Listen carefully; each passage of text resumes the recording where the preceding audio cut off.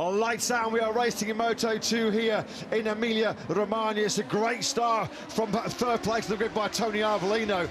Roberts and Canet really squeezed each other as they launched away from that front row. Look at Ayagura. Wow. Ayagura with a sensational attack on the inside into the first corner. He was briefly up in the third place, but Agura from 7th to 4th. Yeah, he was 6th as they got on the brakes and then was very nearly 3rd on the way out. He's now behind Aaron Canet, ahead of Joe Roberts, Aldeguer and Dixon. Next up then comes Ramirez, who's gained a couple of places early on. Dixon getting beaten up there by Marcos Ramirez. He's sandwiched between the two American racing riders. Van der Gorberg crash, 15th place for Gonzalez.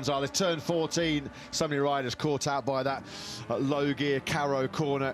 It's tight, it's a fast entry as well as you're decelerating through 11, 12 and 13. At the front then, Vietti sets the fastest lap of the Grand Prix, slightly faster than Arbolino. A 1:35.479 is the best pace so far, and that is a fast pace. That is already half a second quicker, 0.6 faster than Alonso Lopez's best race lap set here a couple of weeks ago, which is a 1:36 flat. So this is breathtaking early speed here in this Moto2 battle. Vietti is just slightly, not by much at all, the quicker of that lead trio. 1:35.4 once again from the Italian. 1:35.5, somebody's gone down that headset and somebody's gone down big time. That sounds like a fast crash. Trying to pick out who has fallen in that first sector. Is it Jake? It is, it's Jake Dixon. Oh no, it's Sergio Garcia.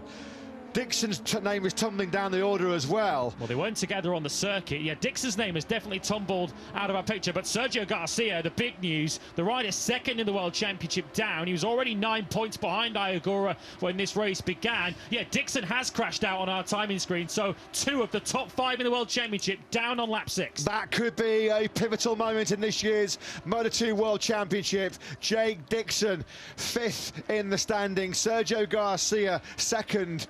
Such a long-time leader as well of the Moto2 World Championship. They are both out then. Dixon's gone down at turn 2.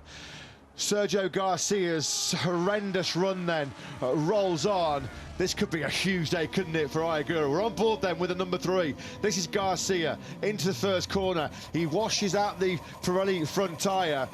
And that could be disaster in terms, huge consequences for Garcia and the championship. He's trying to get that Triumph engine fired back into life. We're now on board then with Jake Dixon.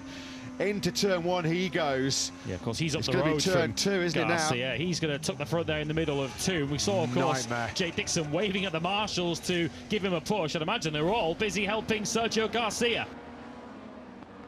Nothing between the top 3 as we move into the second half of this Moto2 battle here in Misano. Yeah, what Arbolino is doing particularly well is he's getting out of Tremonto very well, the right-hander that leads them onto the back straight up towards Cavone. And although Vietti closes in through the fast rights, ideally he'd want to be close enough to launch an attack into turn 14, but all he's doing is just winning the time back. He's already lost earlier in the lap. Further back, Agura's now starting to come under a little bit of pressure from Fermi and Aldeguer. Aldeguer got himself into the 35s last time around, took another 1/10 off Agura. The gap between 4th and 5th is now just over half a second. Yeah, Joe Roberts is back in the 1:36s as well. That has seen him drop over 2 seconds away from Aldeguer. Hasn't got any immediate worries about Senna Aegis hunting him down for that 6th. The Australian, the Husqvarna machine, well, he is 7th, but over 2 seconds back, also in the low 1:36s himself. Arbolino then now is under humongous pressure. Well, he has been pretty much from the first corner, but he is keeping himself at the front of this battle. Yeah, we already saw Vietti on the previous lap sort of tee that move up into turn 2 as he nearly loses it into turn 2. And we said earlier on his mind would also be occupied by Aaron Canet. He's now got Canet ahead of him. Just wondered when he was a little bit wide there, a little bit offline as he squeezed the power on with the lean angle. The rear tyre just snapped sideways underneath him. So Celestino Vietti is the first of this top 3 then who has made a significant mistake. How costly could that prove to be? But look at that. This is a significant lap, this it feels like, by Arbolino. Vietti makes a mistake in the fast rights, and Arbolino just looks like he was... he's made a mistake. Arbolino's made a huge mistake.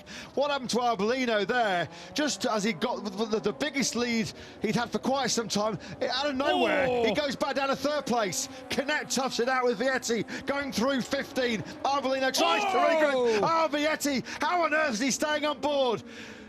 Unbelievable, scary moment going into Misano corner for Celestino Vietti. A big shake of the head. Who wants to win this Moto2 race in Misano? Tony Arbolino has had to wait since Australia last year for a Moto2 victory. He's got a lap and a half to finally end that wait and keep Aaron Canet waiting. Arbolino's going to try and seize the inside line here. It's an inside line that he does indeed seize into Quercia corner. You can hear the Italian fans there going ballistic here in Misano. Arbolino then hits the front, lap and a half to go here in this classic Moto2 battle. Do not rule out Vietti as Arbolino makes another mistake. He lost the front at Tremonto on the previous lap. He makes a mistake going in again, but he comes out Tremonto still leading. This is playing into hands though, isn't it, Vietti? He's going all in surely into 14. Arbolino's gone wide. Can you believe it? 2 corners from the end of this Misano Grand Prix, and Tony Arbolino blows it big time. He runs wide into turn 14. It is a gift for Aaron Canet as he comes through the final corner. Although here comes Celestino Vietti. It's a drag race to the finish line. Who's going to get it? Who got the win? Vietti did. Celestino Vietti got a win. Absolutely unbelievable. Can you believe what we have just witnessed here in Misano? How did Vietti win that? Best Moto2 races, not just of 2024, one of the best Moto2 races since this championship was introduced all the way back in 2010. Celestino Vietti looked down and out